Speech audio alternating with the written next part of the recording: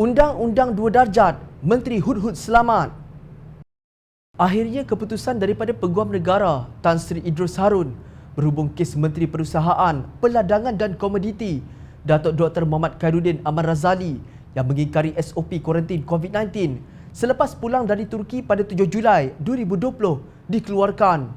Keputusan terhadap menteri yang disucikan oleh Mursyidul Ampas, Datuk Hashim Jassin, umpama burung hudhud dalam Al-Quran sudah dijangka. Pejabat Peguam Negara dilaporkan mengarahkan untuk tidak mengambil tindakan lanjut terhadap Khairuddin kerana menteri berkenaan tidak diberikan borang menjalani perintah kuarantin. Pengarah Jabatan Siasatan Jenayah JSJ Bukit Aman, Datuk Huzir Muhammad berkata, kes itu diklasifikasikan sebagai tiada tindakan lanjut atau NFA oleh Pejabat Peguam Negara kerana kekurangan bukti kukuh bagi mengasaskan pendakwaan terhadap beliau. Pejabat Peguam Negara mendapati menteri berkenaan tidak diserahkan borang 14B di bawah Seksyen 15-1 Akta 342 bagi tujuan menjalani perintah kuarantin, kata Huzir. Maknanya yang salah ialah Pegawai Kementerian Kesihatan Malaysia KKM yang tidak memberi beliau borang 14B. Setelah berbulan-bulan mencari alasan bagaimana hendak menyelamatkan menteri berkenaan, maka akhirnya kerajaan tebuk atap menemuinya. Tindakan tersebut dikecam pelbagai pihak. Pemimpin veteran DAP Lim Kit Siang berkata, amat menyakitkan melihat usaha untuk memulihkan kepercayaan dan keyakinan rakyat kepada integriti, profesionalisme dan kebebasan institusi-institusi utama negara dimusnahkan satu persatu oleh Kerajaan Perikatan Nasional. Kit Siang mengungkit perutusan khas Perdana Menteri Tan Sri Muhyiddin Yassin pada 6 Oktober yang mengatakan sesiapa yang melanggar SOP COVID-19 akan berhadapan dengan tindakan. Muhyiddin berkata, maafkan saya jika Abah terpaksa menggunakan rotan.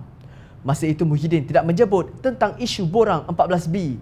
Nampaknya yang terkena rotan hanyalah rakyat marhin seperti Mat Syafrizan Saleh yang dipenjara 14 hari dan denda RM1,000 di Mahkamah Magistrat Aikro sekembalinya beliau dari mengundi di pilihan raya negeri Sabah.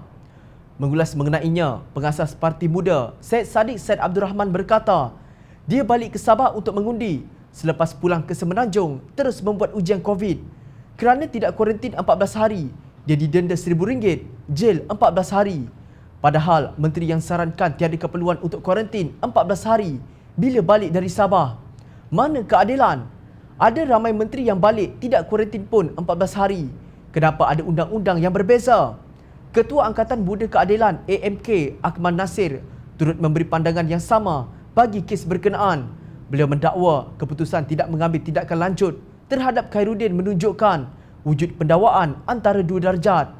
Tindakan yang tidak adil ini bukanlah kali pertama dilakukan Kerajaan Perikatan Nasional dan malangnya dengan kelemahan integriti dan kerakusan pangkat, lebih banyak ketidakadilan akan berlaku selepas ini, dakwanya dalam satu kenyataan. Untuk rekod, Menteri Kanan Pertahanan Datuk Seri Ismail Sabri Yaakob telah mengumumkan untuk tidak mewajibkan saringan dan kuarantin bagi yang pulang dari Sabah sebelum 27 September.